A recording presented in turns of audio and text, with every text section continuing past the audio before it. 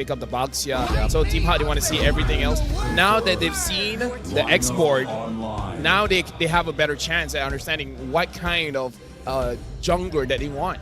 Maybe they can go a little bit of damage if they want. Something like Alpha, maybe? Possibly.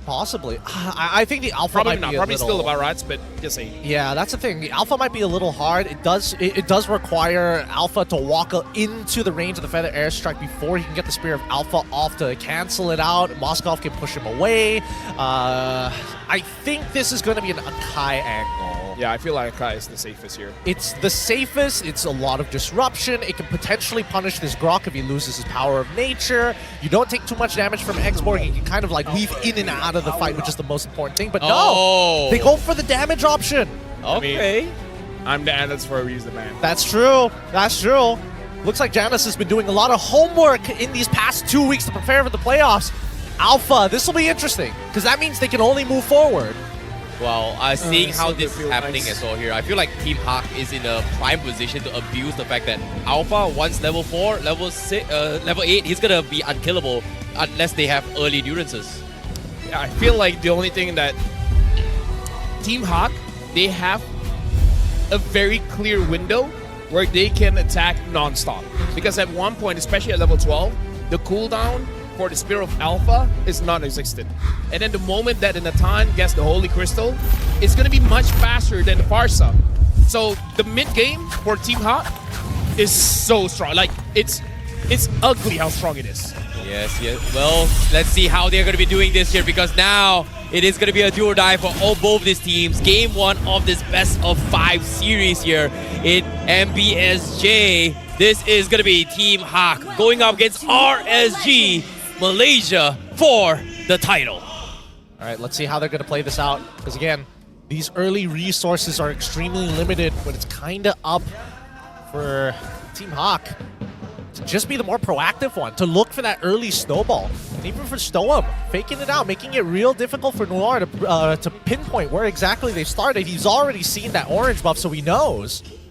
Yeah, the thing is, Stoem is able to slow the mid lane. Not really slow the jungle, but able to slow down the mid lane. Lolio so far is doing a little bit of damage onto Saken. And honestly, I agree with Gideon when it comes to the early stages of the game. It is going to be the Moskov game. The Moskov will do well against the Natan. That lane is over already. Saken already uses Purify, and now Lolios is a freeze underneath the turret. That lane is done for Saken. Oh, it's going to be a difficult one for him, considering that now I was expecting more aggression coming from Stone, but knowing that there is the new patch coming in, so I'm guessing he's waiting after the 2-minute mark before he starts invading like he usually does as a Grok. Yeah, I kind of feel like what he did is, again, he acts like he's trying to slow down the jungler so that whenever the mid as well as the roam comes over, he backs off. He's trying to slow down the mid duo, kind of what we saw in previous series, to make sure that Izanami has a better time farming up. Once Izanami gets level 4, then we can start to see Izanami moving around with Stoem as well. For now, Stoem just wants to slow down the mid trio, giving space for Rippo, but more importantly, giving space to Loliel. And Loliel's is taking full advantage of it. Saken able to find an effective trade back, evening out his score in that lane. So now that he's stabilized, all happening within 1.5 levels, now it's time for level 4, very first turtle, and we're expecting that Team HAQ should be able to get at least 1 kill off of that neutral fight. Yeah, hold on, diversion coming in. Vinogo doesn't see this coming. Oh, from behind, they find Vinogo. Here he comes. Petrify comes in, chain combo all the way through, even a feathered airstrike as well. That's going to be first blood in the hands of Team HAQ. But again, the insanity comes in. They will find Maima for their punishment here. Big wall charge coming in, but no retribution for Vinogo means Team HAQ secures it. And now Iris finds another one, Yu Jong, to win the fights for Team HAQ. Unfortunate indeed, but at least Rippo didn't go down as well. That lane is definitely skewed, but at least it evens out. However, the people who did die, which in this case is going to be Maima, as well as Stoem, they should be able to recover in that lane. Maima, he's going to be a little slow on this push, right? It's 2 versus 1 for the most part when it comes down to that mid push. We haven't seen a big lane gang coming in from their mid laner just yet from the side of Team HAQ. I feel like just now is a big wake-up call for RSGMY because for a second, they they totally forgot what the Louis does. And then after that, I'm pretty sure every single time they want to secure an objective, they gotta double check. In fact, triple check every single push to make sure no funny business is going on. Oh no, I've seen this happen as well. Noir focusing on Izanami, and at the same time, Lolios gets bursted down by Janus. Izanami will survive, but they've lost the gold laner here for RSGMY. Good stuff from the side of Team HAQ, and I hope that they're actually going to utilize this tempo. They should be able to get full gold plating here for the side of Saken, so he's going to be pretty topped up fairly fast, but at the same time, Janus now completing that War Axe. His clear speed has now been increased. Yeah, the thing is, like I said, Team HAQ, non-stop aggression, but Maima... No, hold that thought. Maima getting bursted down very quickly here. Janus tried to save a little bit more, but unfortunately misses the combo. Meanwhile, RSGMY, they're finally getting a little bit momentum to actually scale back to this game now. Right now, it looks like they are able to secure the crab, but again, Team HAQ with this kind of draft, they are basically playing off of their ult cooldowns, right? The moment Maima has the diversion, he can go in because you're just waiting for the Louis, not really waiting for an Alpha. Alpha is always online. He's just like, you tell me to go, I'll go. You tell me to jump, I'll just ask how high. How many more of those opportunities are they going to find for him? At this point, right, to get a setup like that, do you think Maima should ever be rotating through the river, or at this point, might as well just use the oil? Well, bottom lane here, Divergent sending them bound bottom here. Saken immediately gets a kill on Lolios. Nicely done here coming from Team HAQ. Meanwhile, middle lane, Turtle going to be out for opens. Now they're going to be trying to buy a little bit more time here with the Black Dragon so the rest of the team from Team HAQ can come into the fight. Storm almost losing his life here. Iris in the Elder form, but he's going to get bursted down. Mistakes were made. Storm with the big wall charge. Oh! Janus wins the trade. Vinogo gets bursted down. Team HAQ trades him off. And Saken, he gets a solo kill on Lolios again. What? Yep, this is looking great for the side of Team HAQ, winning on every single front. Yes, Iris gave up his life, but they still were able to find 2 kills back, one of which he didn't affect at all, and the other with the help of their jungler Janus, landing a good Spear of Alpha in time.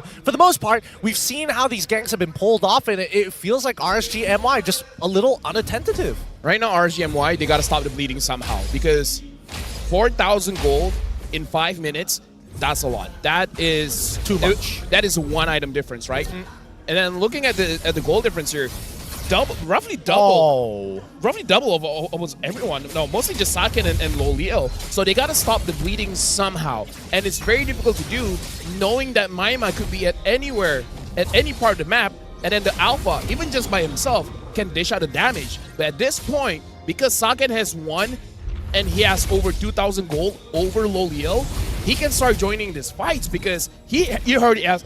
Dude, 2 items. Yep. 2 items. 2 items 6 minutes into the game. 6 minutes, 10 seconds. Oh, hold that thought for now. Divergent coming in. Okay. They didn't take it. They didn't take it. So Team HAQ, they have Janus here. Janus, he is going to hurt a little bit here. All he needs is just like at least catch 2 men with the ultimate. Someone is going to die. Feather Airstrike already expended. What? Okay. Oh, no, it's okay. Because like I said, stop the bleeding. Don't put yourself in harm's way. Yep. And the best way to do that, Feathered Airstrike, right? Truly puts you out of harm's way unless you're willing to commit for it. And I think that Team HAQ, at this point, just slowing down Vinogo's economy, right? Janus already a full level ahead of Vinogo. Can make it into 2 levels if he wants to, but there's just nothing to farm as of right now. And there's still plenty of tier 1s. That mid-tier 1 really annoying Team HAQ. And right now, for Team HAQ, this should be a free turtle. Because I find it very difficult for RSGMY to actually get a steal here. But if they do, it's very impressive.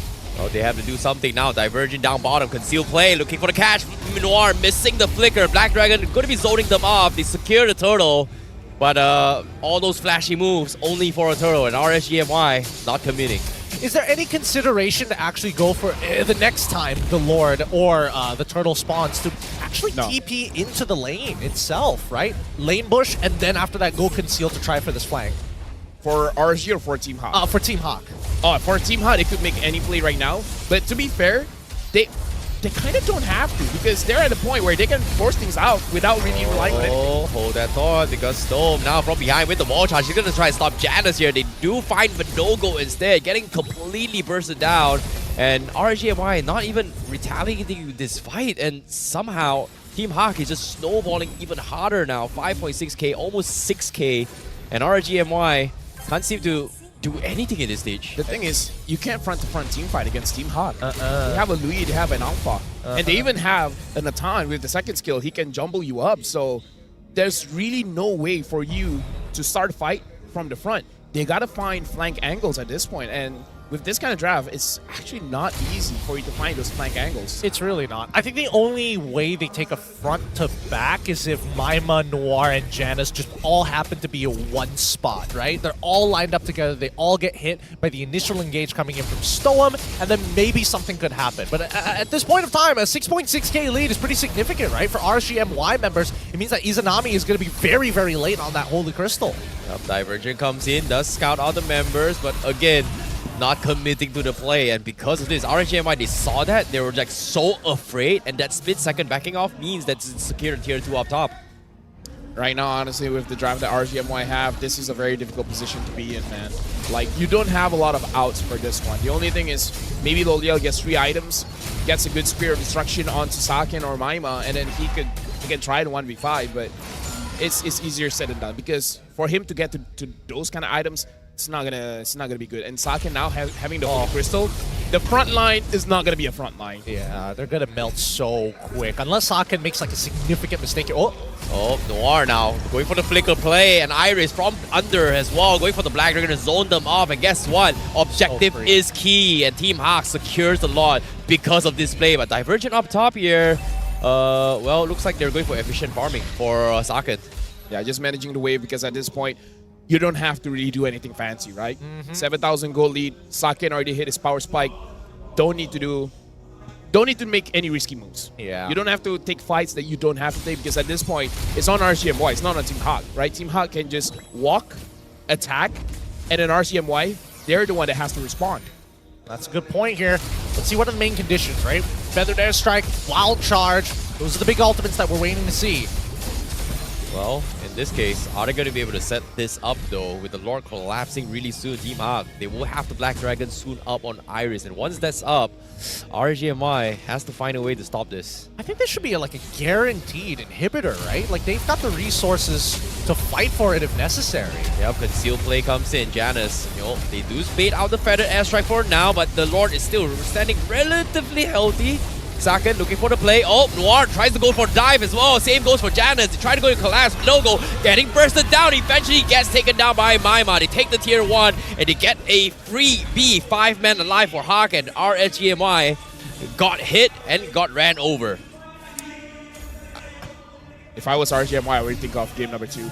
Because I feel like you really got to look at the draft. As much as I love Izanami on a Farsa, going up against, using a Farsa against a Yuzong that you've already seen, I don't know, man. It doesn't feel good. It really doesn't. It really, really doesn't. Like, this is a difficult game for RSGMY in so many factors. The areas of which they are strongest at, they weren't able to make it last, and Team HAQ so far has been outplaying them from laning to even these team fights. The snowball lead doesn't seem to be going anytime soon unless we see a huge mistake from the side of Team HAQ, and I don't see that happening. Like, Saken, nothing really threatens him unless we see him like get caught up by 3 people in a single wild charge, or maybe Vinogo is able to catch 3. One or the other, and even then, that's under the assumption that Izanami has enough damage to one-shot him in that first rotation. You know, this is a very sad situation for RSGMY fans and even themselves right now, because Team HAQ, right now, look at Saken's item. This is an item where we normally see Saken kind of into the later stage of game, but for him to get it this early, I don't know if they can even tank his damage right now. I mean, can't, right? But Nogo and Stome only have 1 item. Only have one completed item in 12 minutes. Let's just have fun. Yeah, just have a good time. Yeah, have a good time. This is an amazing game. So right now, Team HAQ, they still have a lead, 5k gold lead. But at this point, everyone's topped off, right? Yeah. Because at this point, I'm pretty sure Stome and Vinogo have at least 3 items. So now they're a little bit tanky. And now we see that Team HAQ, they're not as confident as they were in the early stages of the game. Now, we don't see a lot of uber-aggressive movements coming in from them.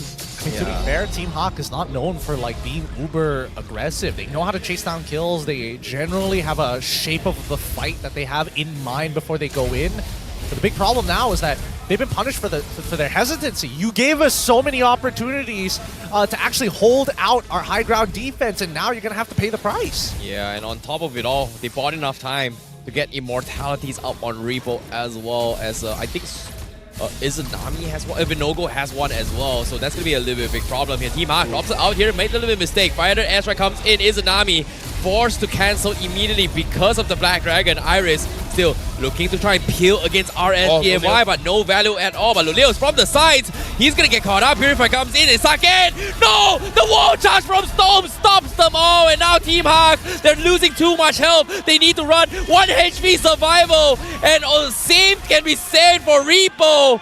And they trade at a narrowly near-death experience. No one is dying. Now, even with the divergence, they're trying to kill Repo.